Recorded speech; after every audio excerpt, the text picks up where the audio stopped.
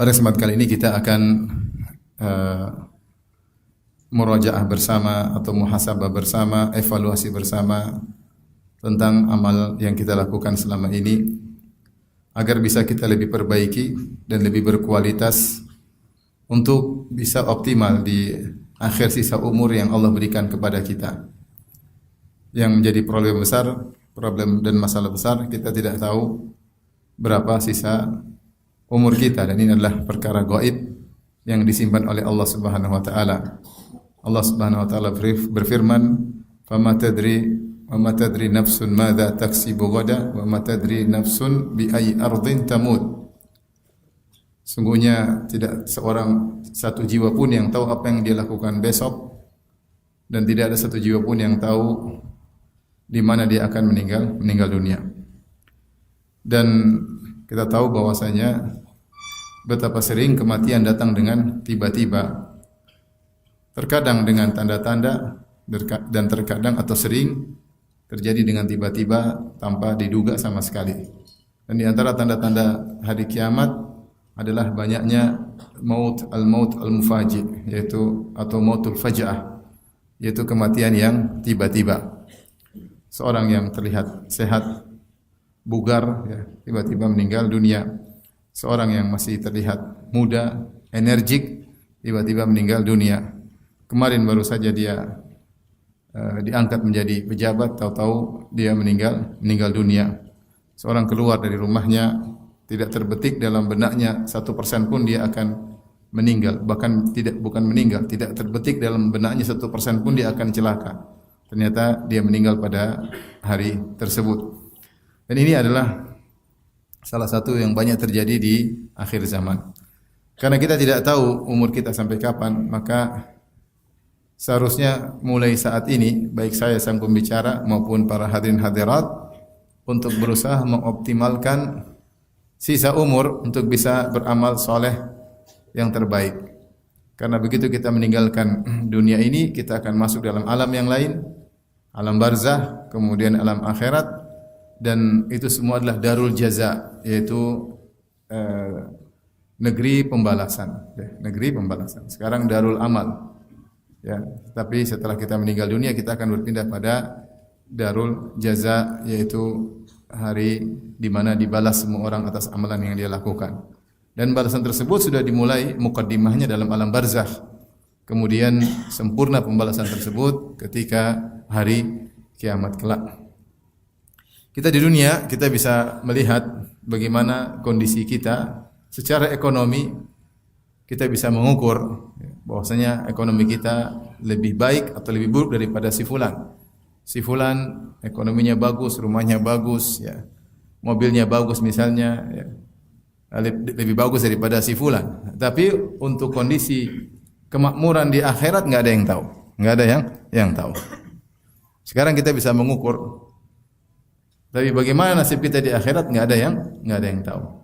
Bisa saja mata kita melihat seorang yang kita rendahkan secara kemakmuran ekonominya, atau dia adalah pegawai kita, atau dia anak buah kita, atau dia pembantu kita. Ternyata ketika berpindah pada alam berikutnya, ternyata dia jauh lebih tinggi daripada majikannya. Mungkin terjadi atau tidak? Sangat mungkin, sangat mungkin. Karena sementara kita masih diberi nafas oleh Allah Subhanahu wa taala, tidak ada kata terlambat. Jika amal kita berkualitas, maka kemakmuran yang Allah akan berikan tentu juga sangat berkualitas. Makanya para ulama sering memberi contoh tentang Sa'ad bin Mu'adz. Sa'ad bin Mu'adz radhiyallahu taala anhu, beliau masuk Islam kurang lebih sekitar tahun 11 kenabian atau 12 kenabian. Itu sekitar setahun atau 2 tahun sebelum hijrah. Sebelum Nabi berhijrah ke kota Madinah. Dan dia dari kabilah Al-Aus, dari kota Madinah. Karena kota Madinah kaum Ansar terdiri atas 2 kabilah, Al-Aus dan Al-Khazraj. Sa'ad bin Mu'adz adalah Sayyidu Al-Aus, pimpinan kaum Al-Aus. Dia masuk Islam kira-kira setahun atau 2 tahun sebelum Nabi berhijrah. Kemudian dia meninggal pada tahun 5 Hijriah, yaitu umur Islamnya kira-kira 7 tahunan. Kira-kira 7 tahunan. Tapi ketika dia meninggal dunia, maka Rasulullah SAW berkata, "Ihtazza arsyur rahman li mauti Sa'ad." Arsy Allah bergetar karena wafatnya Sa'ad bin Mu'adz, yaitu sebagai bentuk dahsyatnya atau pengagungan atau pemuliaan terhadap Sa'ad bin Mu'adz radhiyallahu ta'ala anhu. Oleh karenanya yang penting bukan cuma kita beramal, tapi bagaimana kita bisa mengoptimalkan sisa umur kita untuk beramal yang terbaik. Sebelum saya menyebutkan kiat-kiat bagaimana kita mengoptimalkan sisa umur kita yang entah sampai kapan, maka saya akan bacakan athar dari Fudail bin Iyad rahimahullahu taala yang diriwayatkan oleh As-Silafi dalam At-Tuyuriyat, demikian juga Qiwamus Sunnah, kemudian Ibnu Asakir dan Abu Nuaim dalam Al-Hilyah, ya. Dan yang semisalnya, dan beberapa sumber yang lain juga dinukil oleh para ulama yang lain, ya. Saya bacakan. Seorang bertemu dengan Fudail bin Iyad. Kemudian Fudail bin Iyad berkata kepada orang tersebut, "Kam atat alaika?" Kata Fudail bin Iyad rahimahullah ta'ala, itu Abu Ali, dia kunyahnya adalah Abu Ali. Dia berkata, "Sudah berapa umurmu?" Laki ini berkata, "Situna sanah, 60 tahun." Dia sudah hidup di atas muka bumi 60 tahun. Qala fa anta mundu sittina sanatan tasiru ila rabbika tushiku an tablugh. Sungguhnya engkau sejak 60 tahun yang lalu sampai sekarang engkau sudah berjalan menuju Rabbmu dan hampir saja kau akan sampai. Dan ini sebagaimana firman Allah Subhanahu wa taala, "Ya ayyuhal insan innaka kadihun ila rabbika kadahan famulaqih." Wahai manusia, sungguhnya kalian berusaha bekerja, apapun pekerjaan kalian, apapun kegiatan kalian, kadih, sungguhnya kalian sedang berjalan menuju Rabb kalian, ila rabbika kadahan famulaqih, maka kalian engkau akan bertemu dengannya. Jadi setiap kita sedang berjalan dalam satu rel menuju Allah, dan tidak seorang pun dari kita yang keluar dari rel tersebut. Menuju Allah maksudnya meninggal dunia. Hari pertemuan dengan Rabbul Alamin. Maka kata Fudail bin Iyad, engkau kalau begitu sudah sejak 60 tahun berjalan menuju Rabbmu dan hampir-hampir kau sampai. Benar, namanya orang sudah 60 ya. Sebentar lagi sampai. Umat Muhammad antara 60 sampai 70 tahun. Wa aqalluhum man yajuzu dzalik, hanya sedikit yang melewati 70 tahun. Biasanya 60 sampai 70 tahun. Berarti sebentar lagi sampai. Maka orang ini ketika dikatakan oleh Fudail bin Iyad rahimahullah, maka dia berkata, "Ya Aba Ali, wahai Abu Ali," ya kunyahnya Fudail, "wahai Fudail, inna lillahi wa inna ilaihi raji'un." Inna lillahi wa inna ilaihi raji'un. Yaitu ketika dikatakan sebentar lagi sampai, dia mengatakan inna lillahi wa inna ilaihi raji'un. Maka Fudail berkata, "Ta'lamu ma taqul?" Tahukah engkau apa arti ucapan yang kau ucapkan, inna lillahi wa inna ilaihi raji'un?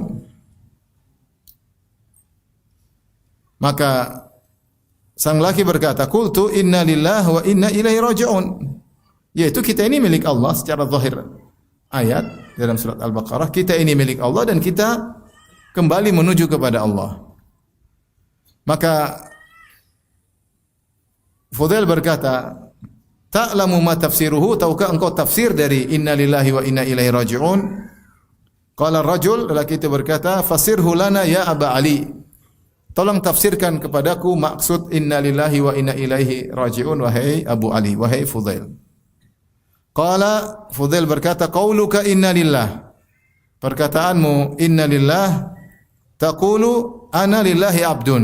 Inna lillah yaitu kami ini milik Allah, maksudnya engkau berkata aku adalah hamba Allah. Aku adalah hamba Allah.